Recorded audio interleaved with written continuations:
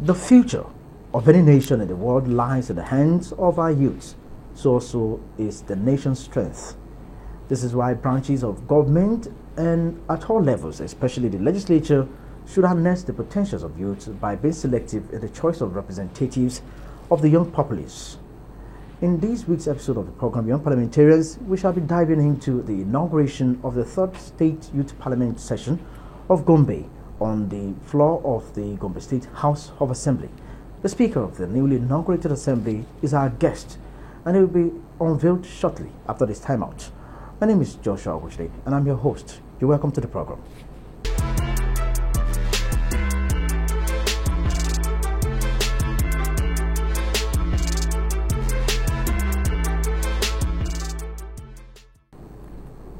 Welcome back.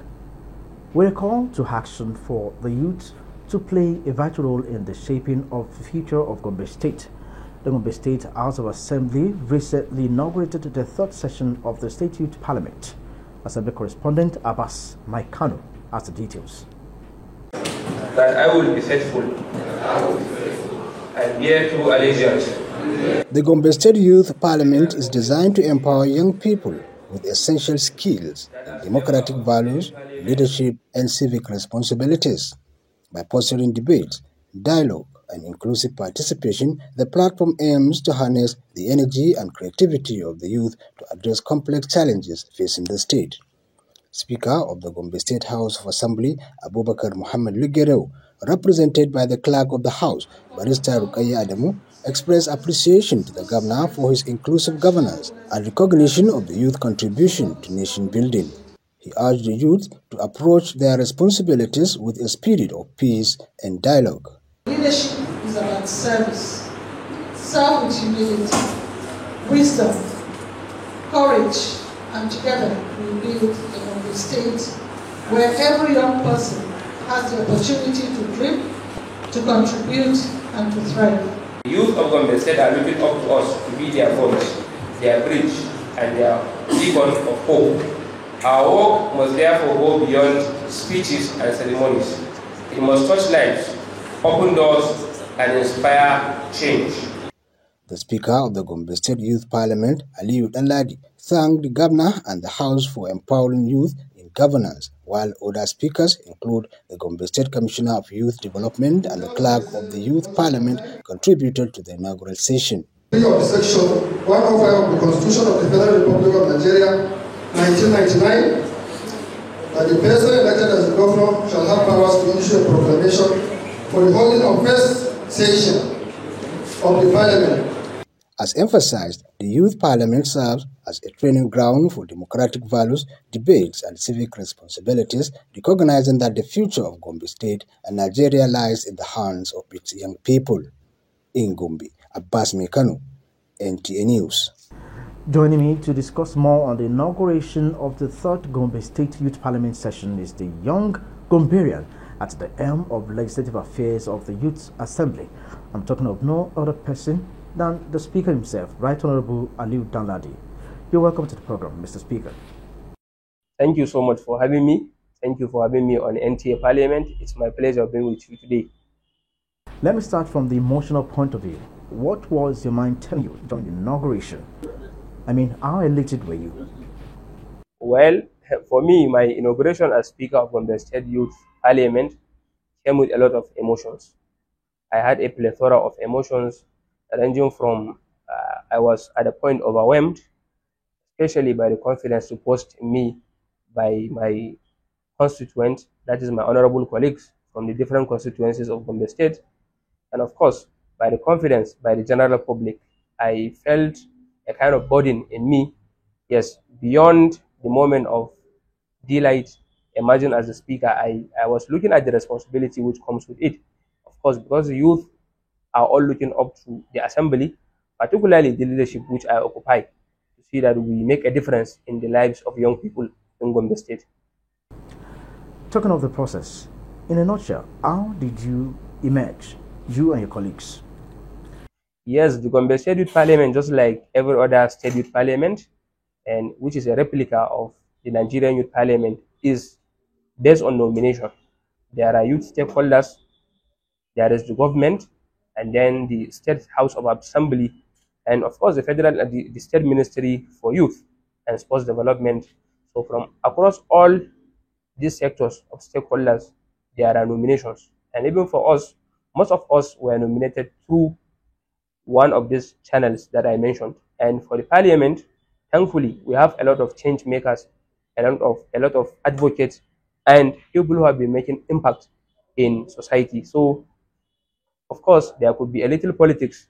Yes, just like every platform, there has to be politics. But beyond the political implication for this Parliament, it is all about merit. We have a lot of people who have been making impact and difference in the lives of young people in Gombe State and beyond.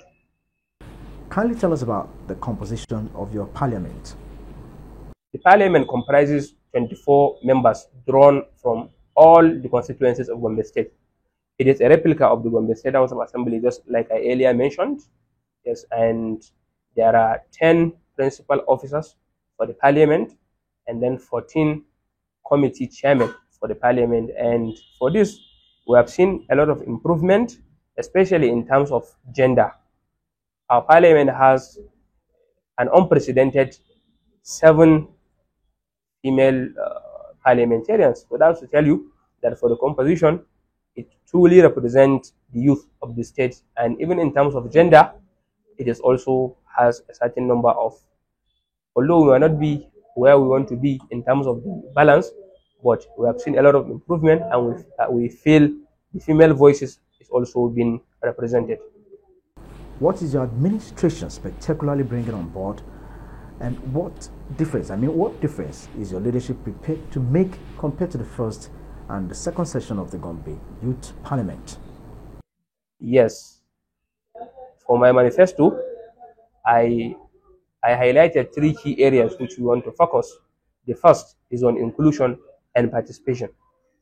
Just like we all know, for State Youth Parliament, similar to the Nigerian Youth Parliament, the aim of a parliamentary system is, especially for Youth Parliament, is to bring young people to the table of decision making. Yes, we know there are young people are supposed to be carried along by the government, non-governmental organizations, and even civil society organizations. So for our session, we want to focus on ensuring effective inclusion and representation, such that yes, young people will get the right slot in government, they will get the right opportunity from even the private sector through corporate social responsibility and all other aspects of society. And then secondly, we want to focus on empowerment and sensitization. We know young people are facing a lot of challenges. There are a lot of societal vices such as drug abuse, such as political thuggery, and what have you. So we want to see that we organize sensitization campaigns and also organize empowerment campaigns to empower these young people with the right skills, knowledge, and resources to excel academically and then to excel in their chosen career, whatever that career may be. And then lastly, we want to focus on leadership and intervention. One of the aims of the Parliament is to train young people in terms of leadership and administration. So starting from us, the members, through various induction exercises and capacity building, our own capacity will be built, and we will try to see that by bringing young people, the young people we represent, we're actually building their own leadership capabilities as well. We now pause for some messages. The program returns shortly. Don't go away. Nigeria, the only country we can train with remarkable potentials to excel. Let us believe in ourselves and change our attitude for the sake of our country and generations unborn. Let us revive our cultural values, which are our essence as a nation. Let us renew the spirit of patriotism and hope in our dear country. Do not take or give bribe. Be punctual always. No more African time. We can't expect to be global citizens and operate on African time. Join the queue. Insist that people are attended to on a first-come basis, no matter who they are or where they come from. Nigeria, good people, great nation.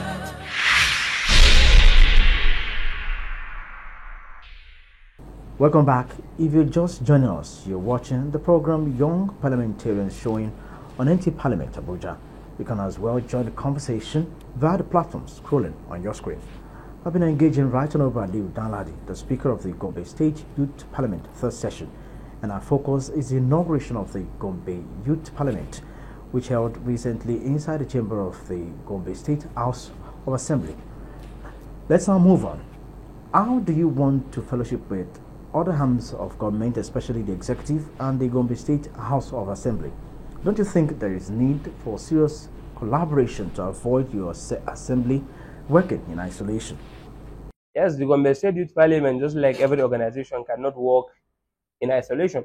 And especially for us, we work directly under the tutelage of the Gombe State House of Assembly, and we are funded and monitored by the Gombe State Ministry for Youth and Sports Development. So even from our composition and the mandate, you can see that we are working hand in hand. We are having a collaborative working relationship with the legislative arm and the executive arm of our state government. And yes, just like for the SDGs, the Parliament is an arrangement of the United Nations, and for the SDG goals, the last goal is partnership for the goals.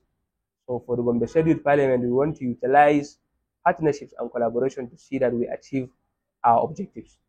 What are the challenges that you and your colleagues might have identified to address as you look forward to your days in office? Yes, just like I mentioned, some of the things we'll focus on.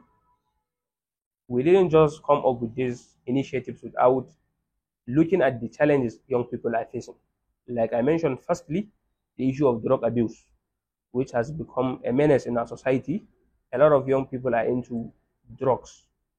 They are wasting their lives, they are wasting their future, they are wasting their career.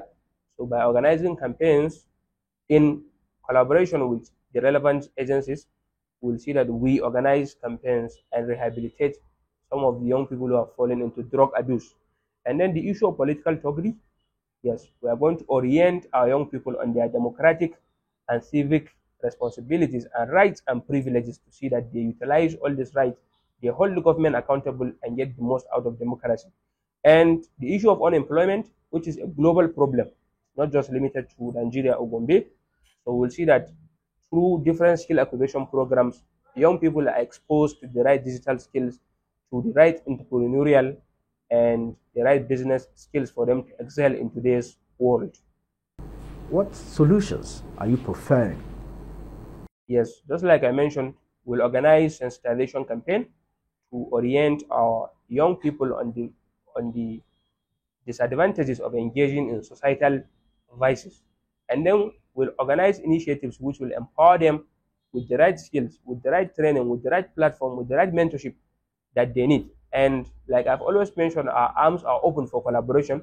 We'll collaborate with different stakeholders from the government and the private sector to see that we bring purposeful initiatives that will change the lives of young people academically, professionally, and otherwise. Do you see the possibility of your recommendations being implemented?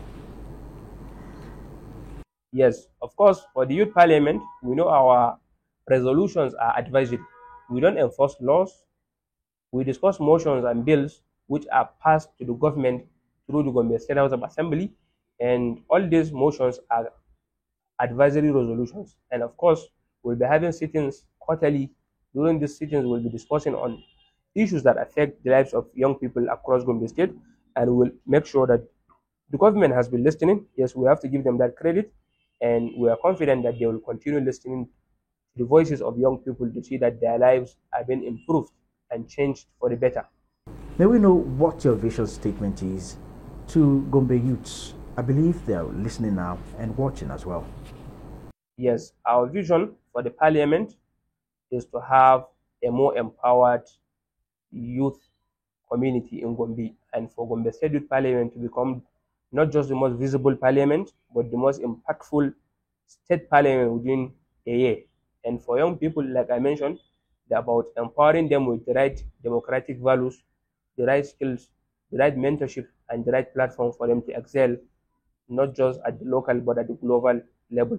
Thank you for your time, Right Honorable Speaker Aliu Danladi. Thank you so much. Okay, this is how far we can go on this week's episode of the program Young Parliamentarians. I believe you enjoyed every bit of it. For comments and observations, You can follow us on the platforms showing on your screen. See you next time on this same channel for another amazing episode of the program. Again, I'm Joshua Wuchide. Remain blessed and bye for now.